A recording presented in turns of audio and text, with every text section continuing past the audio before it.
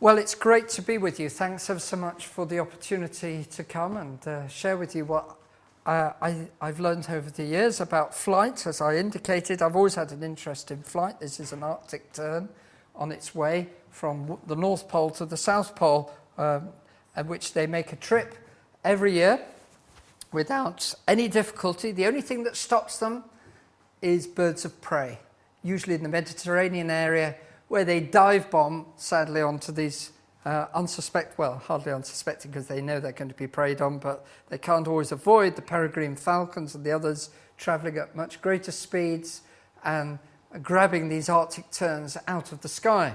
But an amazing feat, though, of aerodynamics, because these birds fly 12,000 miles from one pole to the other.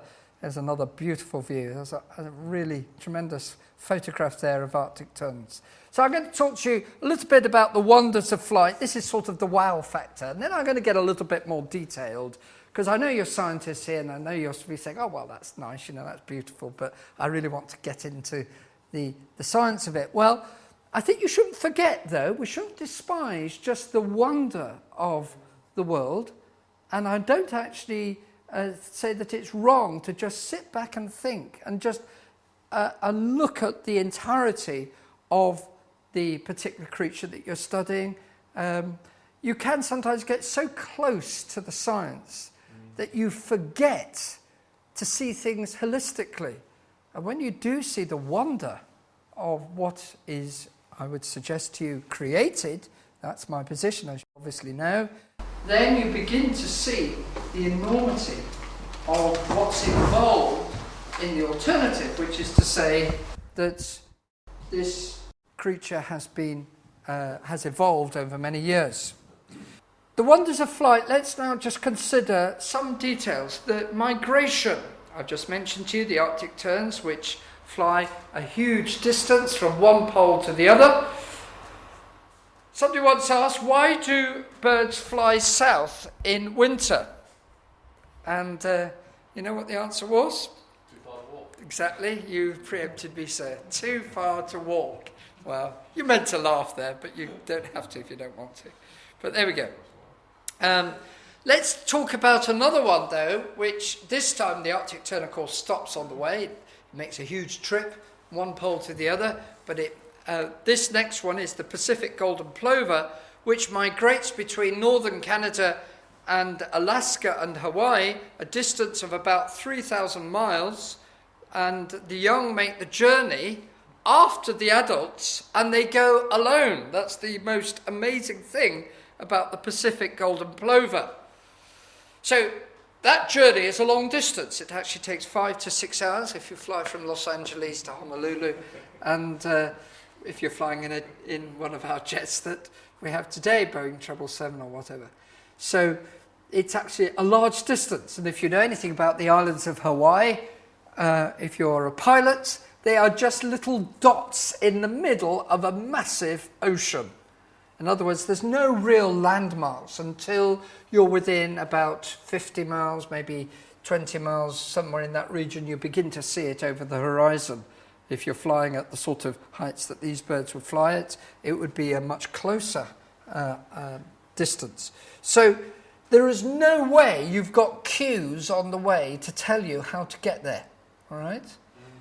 So the Pacific golden plover, you realise, flies this distance without any stops. So it's got to make a 3,000-mile trip. And the point that I'm making here, of course, is that the Pacific golden plover young ones have never made the journey before. So they can't say, oh, well, they did this in the past, and they were guided by mother and dad, and they knew the way to get there. They actually are born having never been there before, and they then make the journey after their parents have already gone. There is a lot involved, actually, in making a trip. Anybody who's a pilot or is interested in piloting knows that you've got to work out your weight to make sure that you can take off all right, and to make sure that you've got enough fuel on board in order to make that trip. If you take too much weight, you'll go down into the sea. If you don't take enough, you'll go down to the sea as well. You're between a rock and a hard place, as it were. because either you haven't got enough fuel, or else you've got too much fuel, you make the weight too great, so you use too much energy to get there, etc. So these calculations are quite important. Now, I don't think a young Pacific golden plover goes through all the innuendos of all the maths, but you can look at it in the book. In the beginning was information. All the details of that calculation are there. The book by Werner Gitt, where he goes into this in some detail. How do birds do it? Well, we know that they've got cues. People have recently found magnetite in their brains. So the cue of the magnetism of the Earth is believed to guide these birds. The sun also, and its direction will give them some indication. But the other point is, how do they know, even if they have got these cues for the north, south, east and west, how do they actually know where Hawaii is? Even if they got these cues, it still doesn't explain how do they know where to go on the map that they may have in their brains by instinct. It's really quite a remarkable point, and nobody knows. That answer has not yet really been established. A modern cockpit must use sophisticated equipment to keep track of position. These birds do it possibly by magnetisms, possibly by other cues. But as I've just said, they still need to know where Hawaii is. Well, this bird takes the biscuit. This is a different bird. This bird also flies non-stop, this time across the whole of the Pacific. And it doesn't do it the easy way, which would be to go sort of gently southwest from the coast of the USA to New Zealand. Oh, no. It goes right from Alaska, Anchorage way, and it flies all the way down to New Zealand, 7,700 miles. Not the BBC, the Daily Telegraph some years ago, 3 years ago, had a little article on this with a website. I'm not sure whether it's still there, but they'd actually tracked this bird, and it's the godwit, and it travels right across the Pacific, and it takes 6 days to do it, and it travels non-stop. Quite amazing. So there are some amazing feats of migration. As I've said, it's probably by seeing the Earth's magnetic field. You've got large distances involved. You've got to get a correct payload of fuel, which of course for a bird is not hydrocarbons. It's by eating fat, which it takes from its body as it's flying. There is no training, as I indicated, with some of these birds, particularly the Pacific golden plover. How about speed? The wonders of flight. Now, not migration, but speed. Swifts, did you know that they feed and sleep on the wing? It's not quite true that they sleep entirely. What they do is they shut down one half of their brain, while the other half is just sort of keeping going in the flight towards wherever their destination is. And they fly at night at about 10,000 feet, which is very high for a bird. If you were to fly at 10,000 feet, you'd struggle because of the oxygen content of the air changing. But they manage okay. They keep direction, these birds, not by magnetism. They don't keep direction by the sun, which is down. The stars, they don't do it by that either. They actually keep their direction, it has been proved, by setting it to begin with and then taking account of the forces of the wind. In other words, they have such sensitivity to the aerodynamic forces in yaw sideways that they're able to correct for it automatically. That's how swifts operate. And they sleep and eat on the wing during the day, like martins and other birds, similar family of birds. They will feed on insects all the time. It's really quite remarkable. Sometimes they'll come a bit lower, obviously, than the 10,000 feet. They will come lower to pick up the appropriate insects. Swifts have greater agility than modern military aircraft. The only exception really for birds is that they've never gone supersonic. But other than that, when people say, well, you know, we've gone one better, well, only in the area of supersonic flight. The world's record for speed amongst living things is actually the Indian spine-tailed swift, a bird which was repeatedly clocked in level flight over a carefully measured 2-mile course in as little as 32.8 seconds, which means that it was going at 219 miles an hour, which, although it's not supersonic, is actually of the order of a Mach 0.2.3, which is pretty good going for a bird. The European peregrine, a hawk used in falconry, as you probably know, is timed at about 180 miles an hour maximum in a dive. Probably a little known fact, though, about peregrine hawks is that they have a separate skin, transparent eyelid, which comes over their eye in a dive. The normal eyelid that we have, of course, they wouldn't be able to see. So they actually have a separate eyelid, which is transparent, to protect the eye in a dive. There are also other amazing things about the eyes in birds of prey. That will be another talk, but I could talk to you a little bit about the special instruments that there are enabling them to see at great distances, like in an eagle. But there's more versatility in an eagle with its swing wing configuration, with its variable camber wings, with its tail, which is also in a variable, can vary it just at a whim. And it also, you may have seen in the earlier video that I showed, it can also perform amazing feats when it's competing with another eagle over territory. And the dance that it performs in the air, I showed you earlier, where they actually grab talons and they swing round each other, and the only thing that can sometimes stop them is that they fall, one of them, not into a tree as they've shown on the screen, but they actually fall to their deaths. It rarely happens, but nevertheless the eagles show amazing aerodynamic ability. This is a wandering albatross which can sometimes fly distances from South Georgia to Brazil in order to get food for its young. The way the albatross will do that is with its huge wingspan, it will use the waves in order to get extra lift, because it's known that if you fly an aircraft close to the ground, you get actually what's called ground effect, where you can do the same with the sea. And if the sea is actually moving, you can actually use the waves to get extra lift. The ground effect is just simply because you're actually pushing the air down. Whenever an aircraft flies, it actually pushes the air down. And of course, if you're close to the ground, then it will push that air back up again, and it actually means that you reduce what's called the induced drag. Now, some other aspects of the aerodynamics of birds. A little known fact is that at low speed, there is another intriguing device which a bird has. We talked about high speed.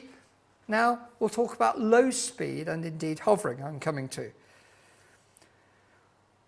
The little known fact, which is on every bird, is that there is what's called an alula feather.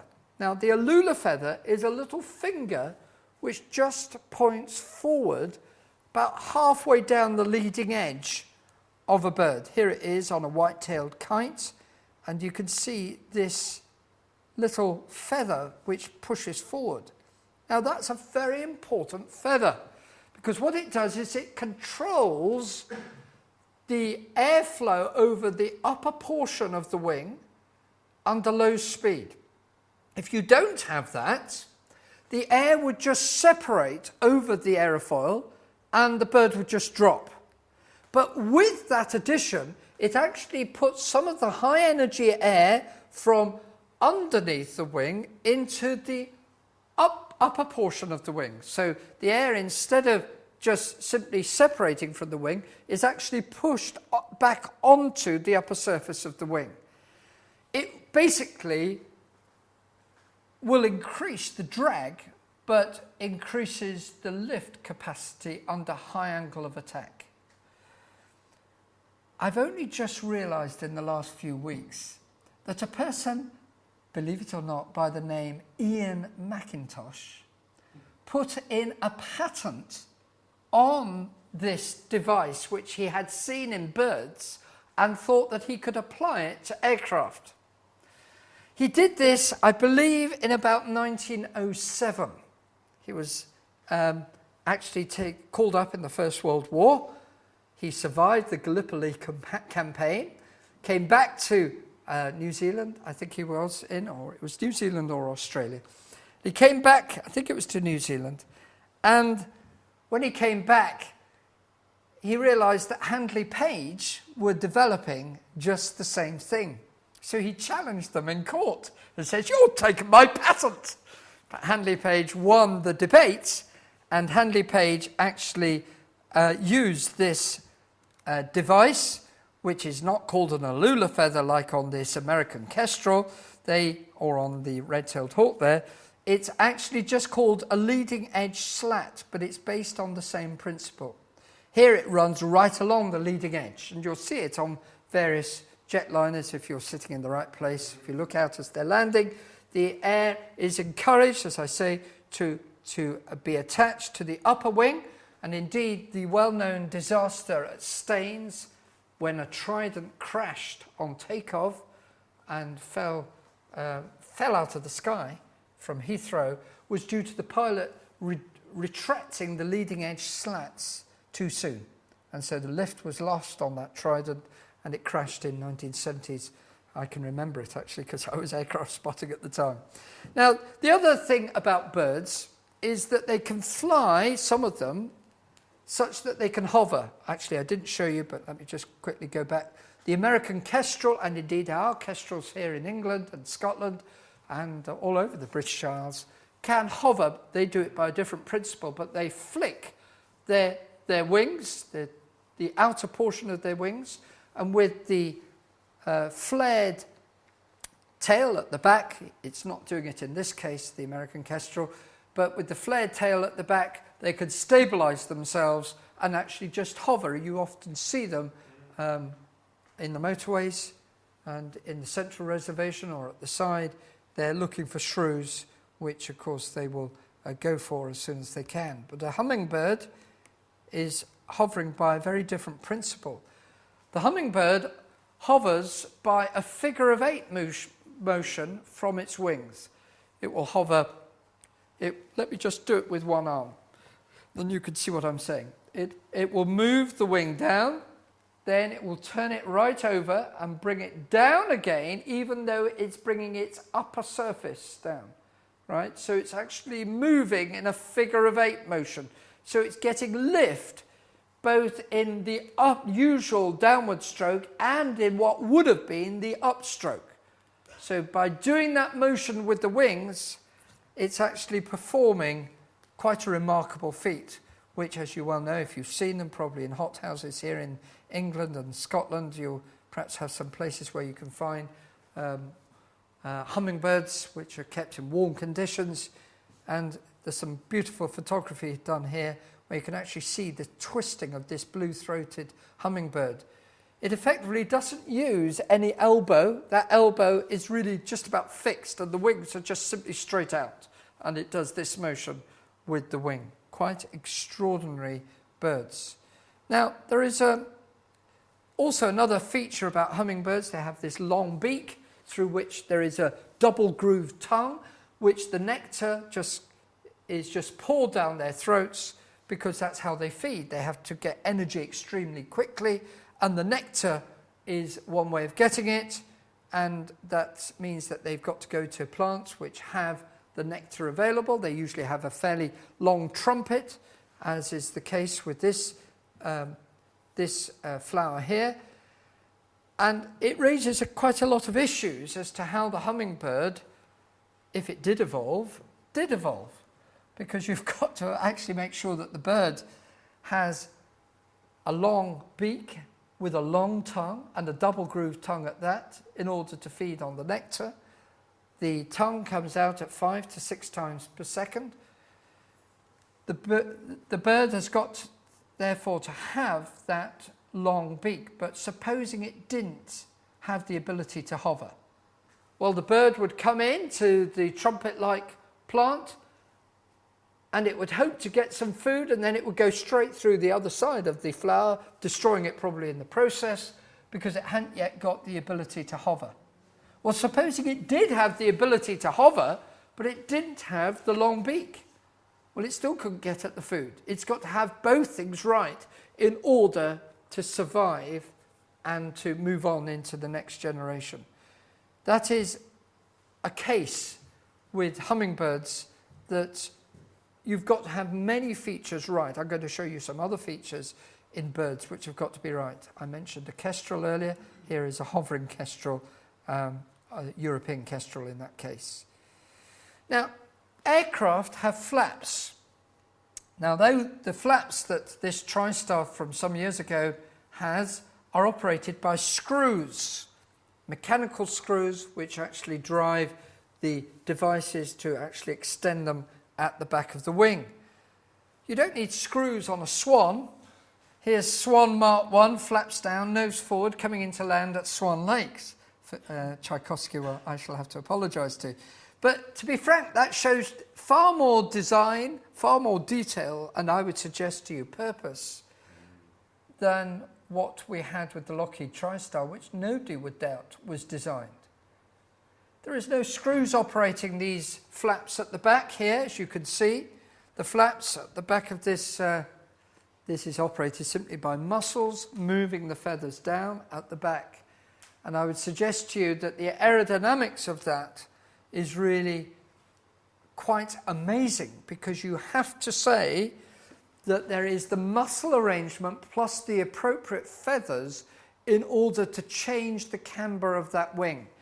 I should remind you that feathers are not the same all over a bird. You have different types of feathers. Flight feathers are different to secondary feathers, which are different to tertiary feathers, which are different to covert feathers, which are different to tail feathers, which are different to downy feathers.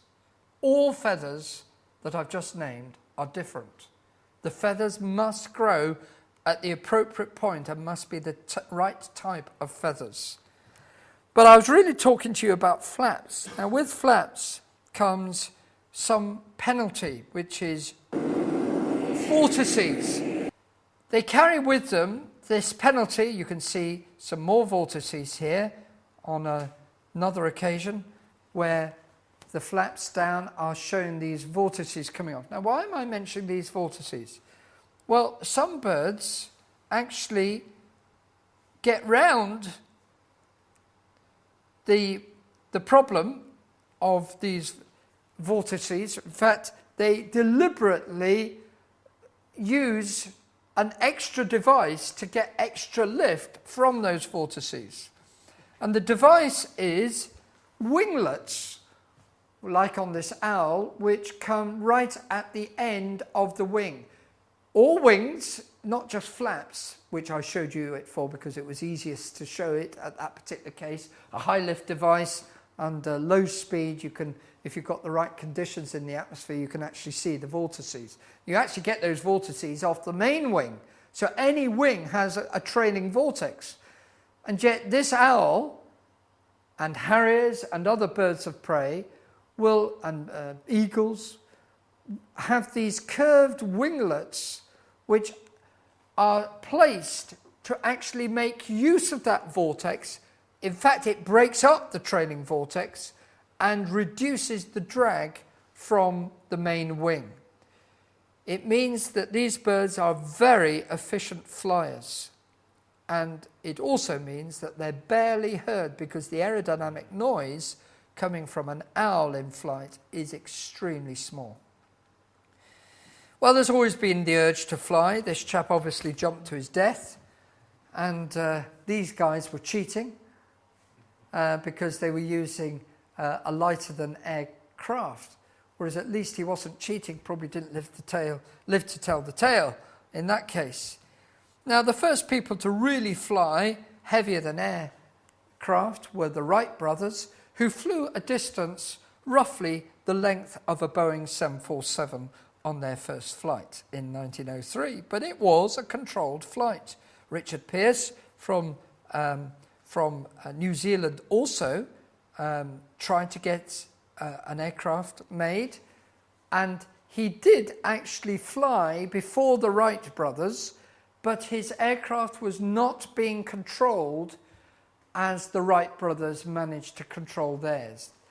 It is true by the end of the day they had bumped their plane. I don't think they quite wrote it off, but they did have a few bad times with it. But they did manage it, the Wright brothers. Blériot, not long after, 6 years later. It's quite amazing when you go through the history of flight. It only took 6 years, and the French were flying the Channel to try and reverse the Napoleonic Wars.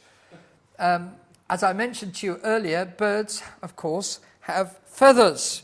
Now, I have here a feather which I should have got out earlier, but I'd just like to remind you as to what constitutes the main items of a feather.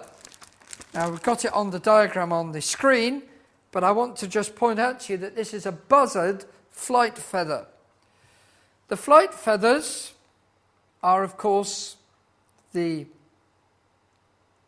primary feathers, which I indicated on the flaps on that swan earlier. Well, here are the primary feathers, which are towards the outer part of the wing. There are variations within the primary feathers. The primary feathers, right on the extreme, are much more curved than the ones coming further in. So you need to be aware that the primary feathers are graded depending on exactly where they are protruding. The secondary feathers, similarly, are not all exactly the same. The tertiary feathers are not the same as the covert feathers, which I'm pointing to there. And the covert feathers are not the same as downy feathers. And all these feathers that I've shown you there are not the same as tail feathers. So birds need to have the right feather growing at the right place. But there's more to it than that. On a feather, there is a remarkable bit of engineering which you can only become aware of at the small scale under the microscope. The feather shown actually in this picture is a pigeon secondary feather, but it would be true for any feather like this buzzard flight feather. You may have wondered, why do the barbs coming out of the main rachis not separate from each other easily? Of course, you can make them separate. If I do this enough, eventually I get a separation. But normally, they don't separate. Indeed, once they've separated, you can make them come back together again. What causes the barbs to be attached to one another? Well, the reason is that coming from the barbs under the microscope, you will see barbules with hooks on and barbules with ridges on, coming from different sides to the main barb. So the barb, which you can see, has tiny little barbules which are different on one side of the barb than the other. That means that the barbule, which is left-handed, say, coming from one barb, meets the barbule which is right-handed coming from the next barb, because they're obviously coming in different directions. And as they cross, the hooks coming from the light-coloured blue ones here meet the ridges coming from the other side of the barb. So you've got the barb here in purple. This is a cross-section of the barb. Coming from the barb is a barbule, light-coloured blue, light blue. And coming in the other direction is a green ridged barbule, and the hooks coming from the light blue barbule grab the ridges from the green one shown in this picture. So there is a sliding motion. Well, if you've got a sliding motion, that means that you're going to actually create some friction. In order to get rid of that friction, how do you make sure that you don't fray the surface? Anything which has got two bits of material rubbing together, you're going to need something to stop that wearing. Do you know what that is? Oil. And a bird needs oil. Where does a bird get its oil from? Well, it actually gets it from the preening gland, which is right at the base of its spine. So that means that you've got another feature which has got to be right in a bird. A bird has got to be able to have the ability to turn 180 degrees. Can you do that? And now I know I'm over the hill, but I can't even turn it barely 100 degrees, just beyond 90. I can certainly not bend it 180 degrees. And once you've turned it 180 degrees, you've then got to bend your back over, and you can't do it. And yet my budgerigara is doing it every day at home. It will sleep on its perch with its head resting on its back. That's how it does it. So you see, all these things have got to be right. You've got to have the feathers in the right place.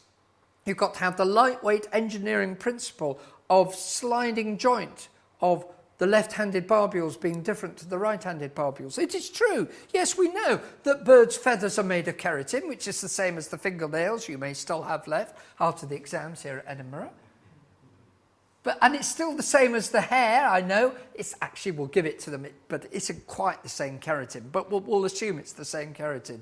You know, I've got a little bit of hair left over, and from my youth. And this is made of keratin, just like the keratin of the scales of an alligator or the fingernails that I've referred to. But are you going to get the scales of an alligator, or the scales, they say, of course, of a dinosaur, to change into the keratin of feathers? I would suggest to you never. You can shine as much energy as you wish onto the scales of a dinosaur, but it will never, ever change into the feather that you need, even though you might have a mutation.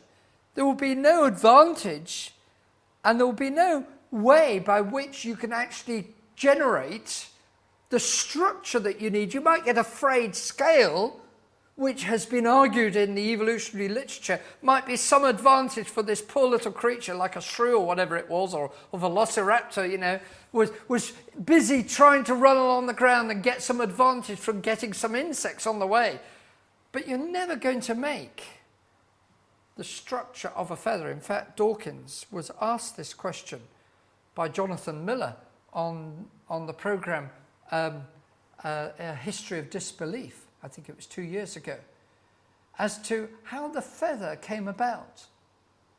And he was pressed quite hard by Jonathan Miller, in a very nice sort of way.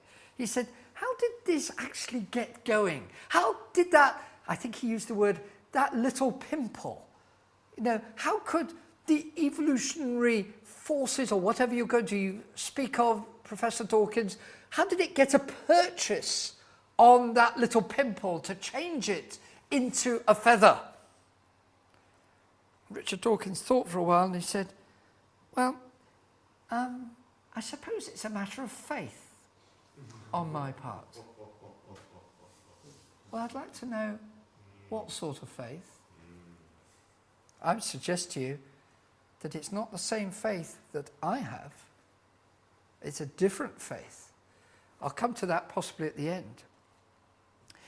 A feather blown up here by David Menton's microscope some years ago shows this barbule, this is a barbule with hooks on, sliding over the ridge. You can't see the full extent of the ridge here, but sliding over the ridged counter barbule.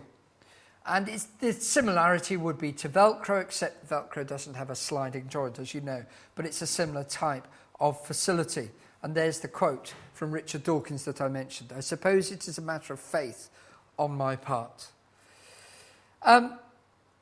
Just let me summarise something, which is, I'm very grateful to my colleague, Dr. Surtees here, who actually gave me this slide. He may have shown it himself, actually, in one of the talks here at Edinburgh. But you remember I mentioned the velociraptor, which is reckoned to be the precursor. And there is other dinosaur-like creatures, which I'm not going to say are necessarily every one of them land-based. It could be that they are simply, from my point of view, extinct flying creatures of some kind. But the Archaeopteryx, which I would suggest to you is actually just simply an extinct flying creature. The fact that it had hooks on its wings is no problem to a creationist belief. We know that there are birds today which still have hooks on their wings. The Hepperonis bird in South America has that, and there are other birds which have been known to have hooks. Yes, it did have teeth, and it is true that birds do not have teeth. But that doesn't prove the argument that this is a precursor to modern day birds. It just simply means that there was a creature in the past which flew, and by the way, it has fully developed flight feathers in the Solnhofen limestone quarries where the fossils are found of Archaeopteryx. It clearly shows in great detail the very highly curved flight feathers of Archaeopteryx. So there was no doubt that it was a fully developed flying creature. But what's interesting is that this, which is meant to be a precursor, is in rock, which by traditional datings, I don't accept the datings personally, but I'm just using that as a basis of argument, are in rock which is supposedly getting on for 100 million years older than Velociraptor, which is reckoned to be the early precursor. Not only that, you'll have noticed an interesting picture down here, which looks very much like bird footprints, fossilized in rock, which is meant to be 200 million years old. A slight embarrassment, surely, to the evolutionary argument that birds evolved from reptiles. It puts them in the geological column, this set of data that I've just been talking about, in this region. And yet we've got bird footprints down here, supposedly 200 million years ago, when birds are meant to have evolved up here. Well, there are many things we could say of birds. I've been talking a lot about feathers. I thought you'd like to see this supposedly 25 million year old feather, which is in what we call amber, which is fossilized tree resin, which has hardened. But here you've actually got the feather itself, such that if you were to break open the amber, now you wouldn't do that unless you really were sure of what you're doing. You don't really want to lose these precious gems which have got fossils in them. But if you broke it open, you would actually pull out the feather.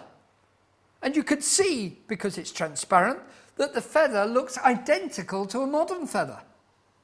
There is no difference. Well, we need to move on. The feather, by the way, fossilized, is in that tertiary rock, so it is quite late on, it is true, but it is nevertheless an embarrassment that the feathers which are supposed to have come on a lot later are essentially the same as modern feathers. Now, the Bible, which I believe in, says that fish and flying creatures were made on day 5. Many people, of course, try to make out that, well, if you sort of rejig the days a bit in creation, you might be able to work with an idea that somehow the fish and the flying creatures were coming after the reptiles, like I was just referring to.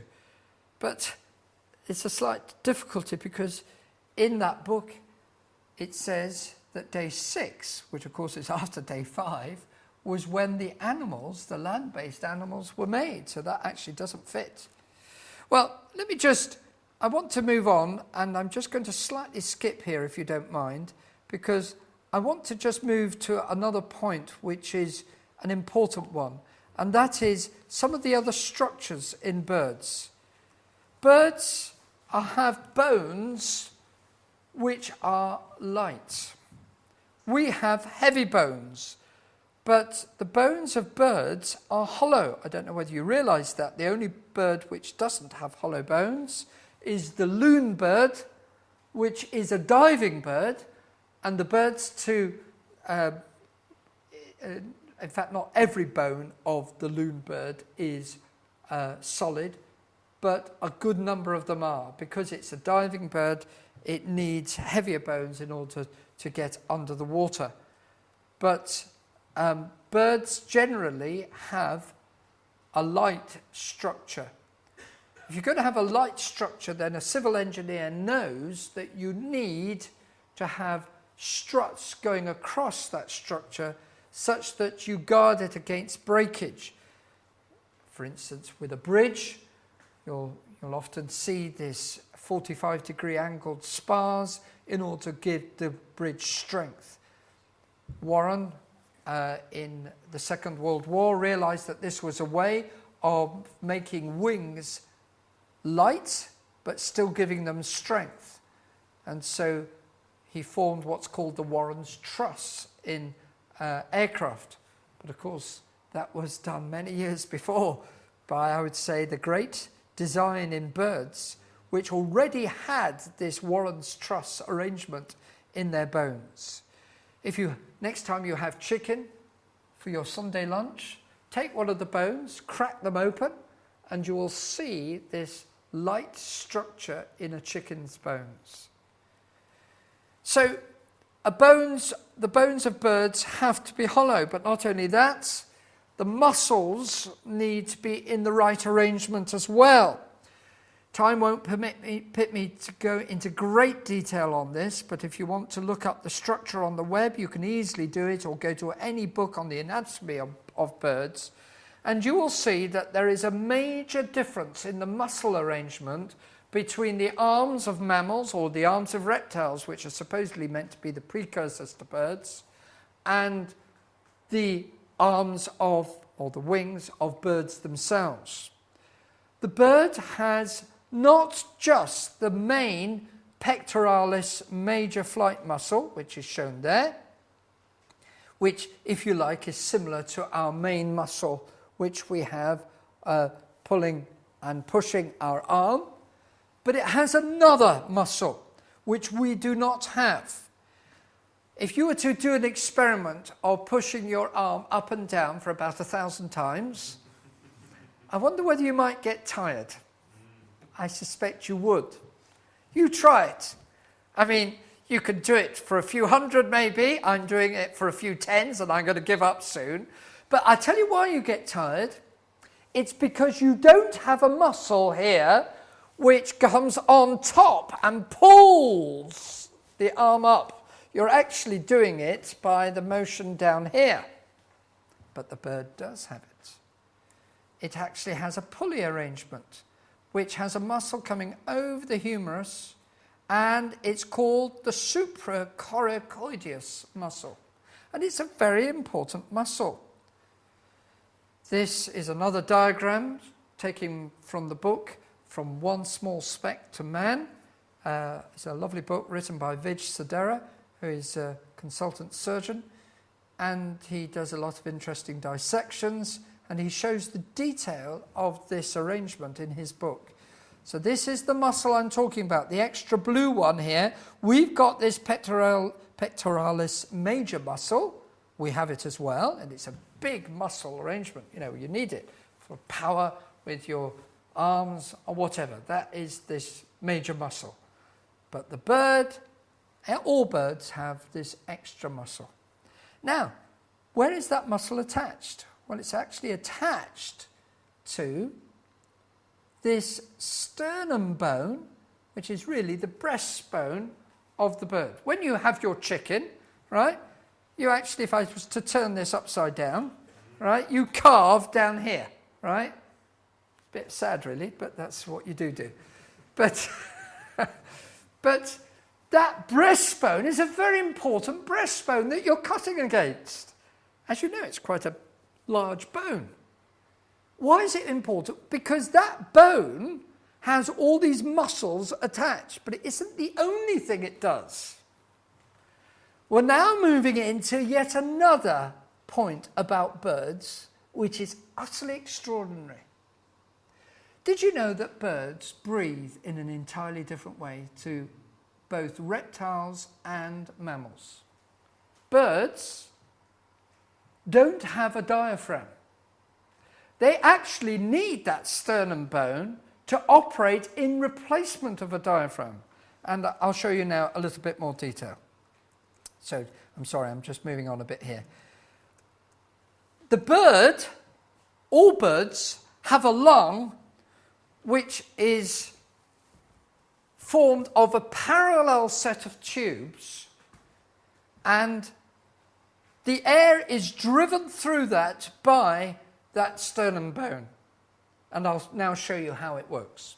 But I need to build up the argument. This is perhaps the pinnacle, in my view, of the amazing features in birds. We could have said that the pinnacle was a feather, and to be frank, that is an amazing device in its own right. But now I'm just talking about something which has nothing to do directly with the flying, although indirectly it is to do with the flying. Because if you think about it, a bird needs to get air, oxygen, into its bloodstream very quickly. Why? Because it's using up a lot of energy. And if it was to breathe the way I'm breathing now, which is using a diaphragm and just pulling the air in and pushing it out again, that's okay for a landlubber like me. But it's no good if I'm going to be using energy at such a rate as a bird. You feel the heart of a bird, it's going, you know, the heart of a bird is really going big time because it needs the oxygen in extremely quickly. How does it get the oxygen in? Well, instead of breathing in the air through a bronchial tube and then coming to a dead stop, like we do in an inverted tree arrangement, which we call an end-flow mass exchanger, birds have a counterflow mass exchanger. Let me explain. The air comes in just the normal way, but it splits into parallel tubes, which then don't come to a dead stop, but carry on and come to another junction and go onwards. In other words, the air never stops. The oxygen comes in the air, it's given off to the blood, and I'll show you that in a moment. Then it picks up the carbon dioxide here, and it goes out the other way. The blood is coming from right to left in this diagram. The blood is constantly flowing, and the air is constantly flowing, which means that it can get much more bang for a buck in the system. It means that for a given weight of lung, it's actually getting much greater efficiency by this parallel system. Now, a bird's breathing system actually is much more complicated than that. It actually has a lot of separate air sacs where the air is stored at various points in the cycle. There are more here than I'm going to point to in the system that I'm going to speak about, because it's much more complicated than the simplification that I'm now going to give you.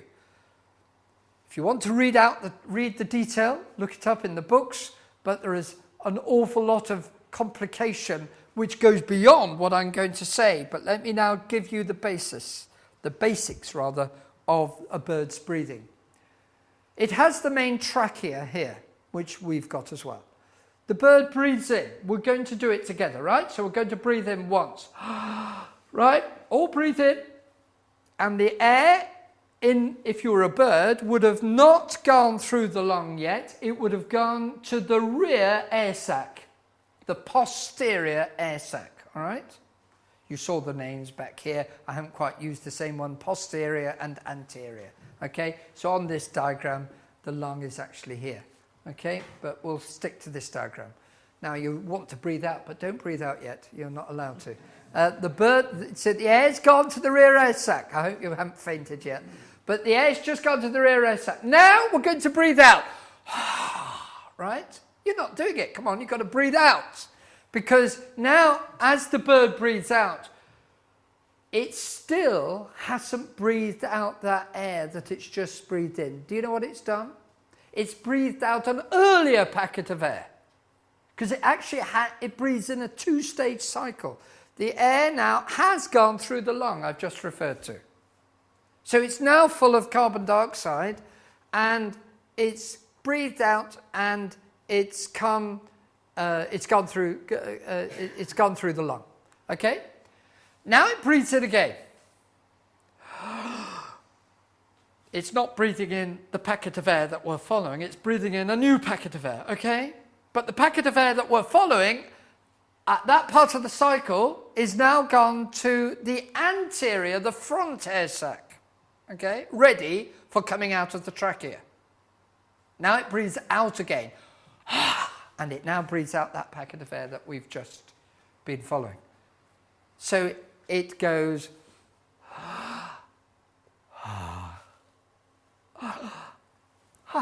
out it comes.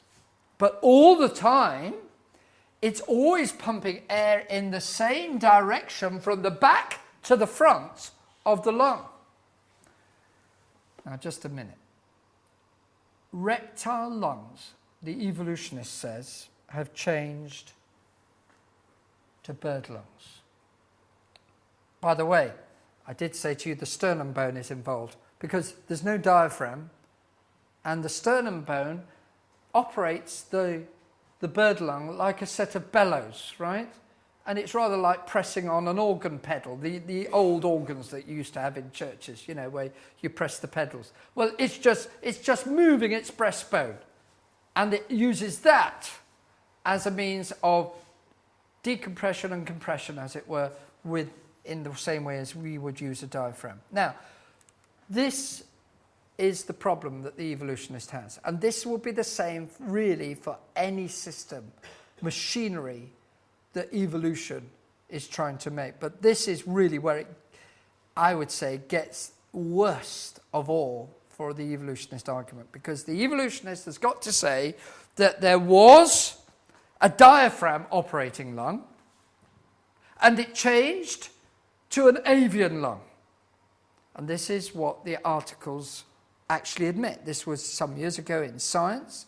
Recently, conventional wisdom has held that birds are direct descendants of theropod dinosaurs, basically ones which walk like birds with 4 limbs up here, and they say those changed to wings, okay? However, I'm translating the science speak along, in case you're not familiar with it. However, the apparently steadfast maintenance of hepatic piston diaphragmatic lung ventilation in theropods throughout the Mesozoic, in other words, the apparent lack of evidence of bird lungs in dinosaurs, right? Something which is changing. The apparent lack of that poses fundamental problems for such a relationship. The earliest stages in the derivation of the avian abdominal air sac system, right? That's the one that we've been following, from a diaphragm, one like us, ventilating ancestor, would have necessitated selection. I have no problem with that. I'm going to end on that point. So it's talking about natural selection for a diaphragmatic hernia in taxa, that's creatures, transitional between theropods and birds. And just look at this throwaway statement at the end. Such a debilitating condition would have immediately compromised the entire pulmonary, that's the air breathing, ventilatory apparatus, and seems unlikely to be of any selective advantage. In other words, it's a frank admission that there isn't any evidence, and even if you had attempted it, the poor creature wouldn't have been selected for because the creature would have been dead. That's basically what this article is saying, because a hernia would have been required to go from one stage to the other. Now, look, I'm sorry, that perhaps you say is making a statement which is going beyond what we're here to do, is it? Surely it's bringing to the fore the reality of what's involved in evolution. I know I've made a bit of a smile out of it, but isn't it a serious matter when the evidence does not match the argument? And constantly, evolution, I would suggest, is shifting its ground to try and take account of a difficulty. Evolution is based on the theory of natural selection. Now, I have no problem with natural selection. Natural selection is, if you like, the natural equivalent of artificial selection. We can breed different types of dogs by going for a particular trait and mating the two with that particular trait until you get some of these, some dogs which I don't particularly want a dog with a snout, pushed in nose, like a bull terrier or whatever it is that people go for, but that's what people do. Now, would you ever be able to get an Alsatian from such a beast? No. Because if you wanted to go for an Alsatian, you have to go to the original kind, which is wild, which has greater variety. The same applies to people who breed different types of plants. I read an article recently on apples. You could get a huge variety of apples in the wild, genetically, but they're not there. They just tend to be crab apples. But when you select for that individual genetic type that you want, you can breed from a crab apple or something looking rather like that to the golden delicious and all the other types of apples you want. But in that subset of creature, or apple as I've just been referring to, you've actually got loss of information, not gain. You haven't got more than you had before, you've actually got less. And that is the problem in using, in evolutionary arguments, in using the natural selective argument. Natural selection has no creative power. It only produces that which is there already. And it's a very important point. Many people in the media say, oh, creationists don't believe in natural selection. Nonsense. We have no problems whatsoever with it.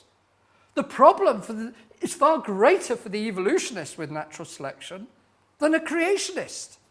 Creationist lives quite happily with a natural selection in his thinking. Well, I've lost time and I'm going to have to finish, but I did want to show you one thing from insects. Can I just burn just a little bit more time on insects? Just one example, right? I've lost time. I've probably said too much on other things, but I did want to show you something which I thought would just interest you. I could talk to you about butterflies and I could talk to you about other things, but I'm just going to show you something on insect flight. Insect flight is fascinating. These are dragonflies. And I'll show you in a moment a dragonfly fossil. Now, the dragonfly in the central picture is being modelled by, well, it's true, this is a creature which is pinned or stuck, and they're filming it in the laboratory. It's just a crane fly in this case. But what they're doing here is they're looking at the twisting of the wing. Okay? Now, here, Jane Wang from Cornell University has done a CFD demonstration of looking at a wing end on. Can you see that it's twisting? And as it twists, it produces vortices. Now, I want you to particularly watch this trailing vortex, because I'm now going to show you a fascinating thing about dragonfly flight. Now, this is a marvelous picture by Robert Jensen from California, a person whom I know and have gone out on a field trip with recently in search of bombardier beetles, which we did find. And he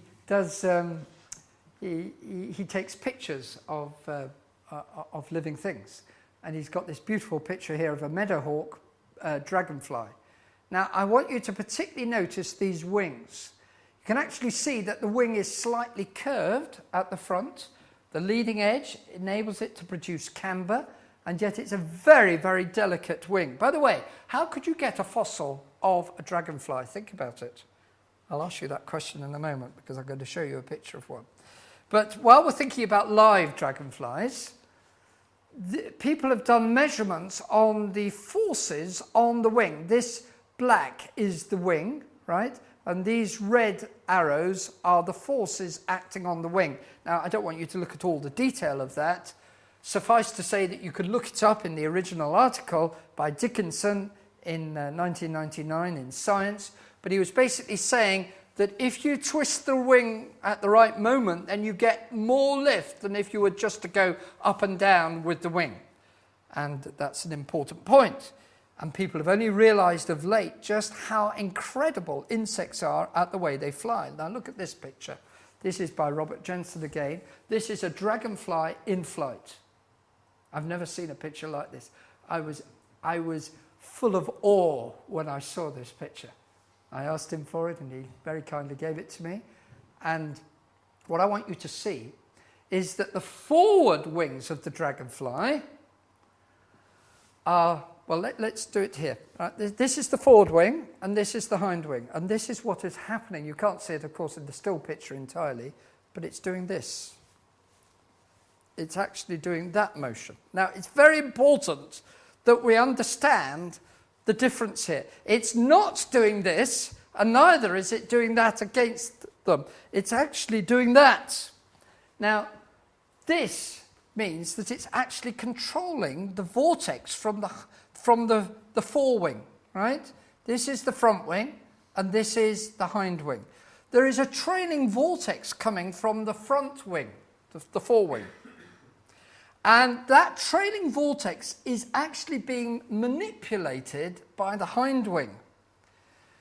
If we just play this again, you will notice, and I've deliberately turned the picture around the other way so it's the same direction. Now, that bit there is the wing which is going up and down. Now, you'll see that's coming from here is this trailing vortex. Now, if I was to just show you that's right.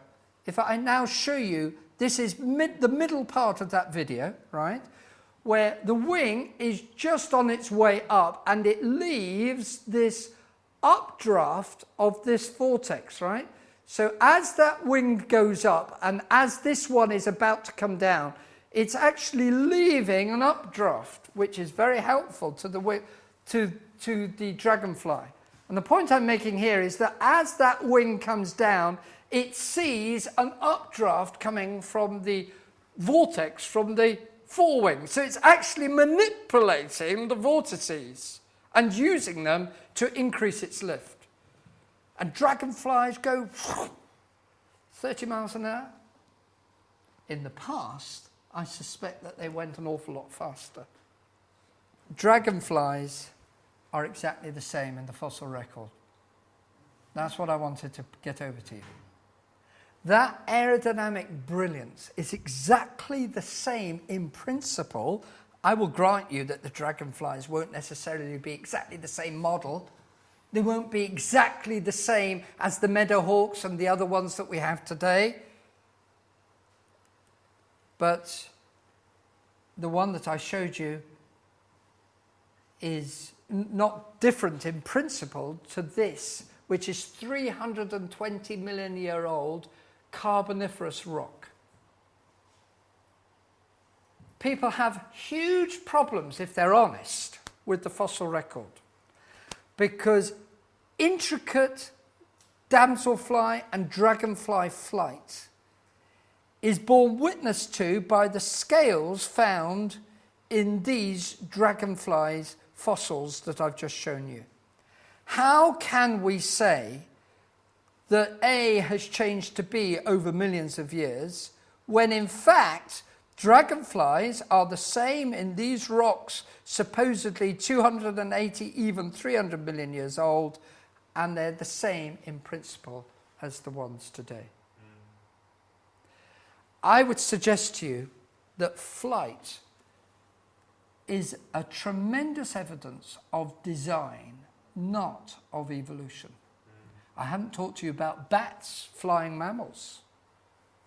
There are three main creatures which have the ability to fly. Birds, of course. Insects, and I've only shown you one of them, but there are many. In fact, there are far more flying creatures in insects than there are in birds, in terms of number. And, of course, the other one is mammals, flying bats. If evolution is true, then each of them must have evolved separately the ability to fly. Once would be incredible. Twice would be stunning. 3 times is scientific nonsense, in my view. There is no connection between those 3 creatures, and yet evolution insists that flight has evolved. I would repeat to you that in my scientific view, and indeed in my convictions, as you can see, I have no room at all for the evolution of flight. Flight shows by the modern flight that we have, that we can look at, that the creatures which have it are designed, and the fossil record bears testimony to the same truth, that they appear with all the functionality that creatures have today. Thank you.